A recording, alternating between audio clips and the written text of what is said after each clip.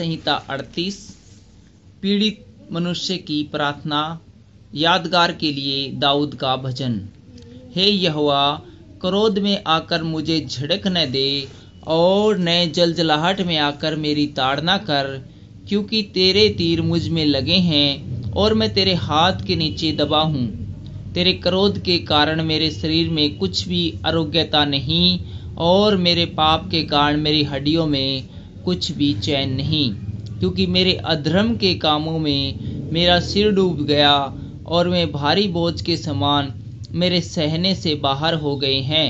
मेरी मूढ़ता के कारण कीड़े से लगे मेरे घाव बसाते हैं और सड़ गए हैं। मैं बहुत दुखी हूँ और झुक गया हूँ। दिन भर शोक में का पहरावा पहने हुए चलता फिरता हूँ, क्योंकि मेरी कमर में जलन है और मेरे शरीर में आरोग्यता नहीं। मैं निर्बल और बहुत ही चूर हो गया हूँ। मैं अपने मन की घबराहट से कराता हूँ। हे प्रभु, मेरी सारी अभिलाषा तेरे सम्मुख है और मेरा कहराना तुझसे छिपा नहीं। मेरे हृदय धड़कता है, मेरा बल घटता जाता है। मेरी आँखों की ज्योति भी मुझसे जाती रही। मेरे मित्र और मेरे संगी मेरी विपत्ति में अलग हो गए और मेरे कुटुंबी भी दूर जा खड़े हुए।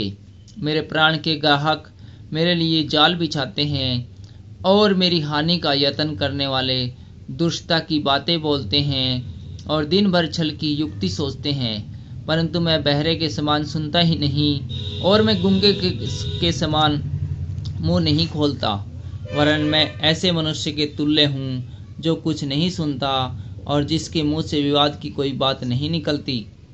परंतु हे यहोवा, मैंने तुझी पर अपनी आशा लगाई है। हे प्रभु मेरे परमेश्वर, तू ही उत्तर देगा, क्योंकि मैंने कहा ऐसा न हो कि वे मुझ पर आनंद करे।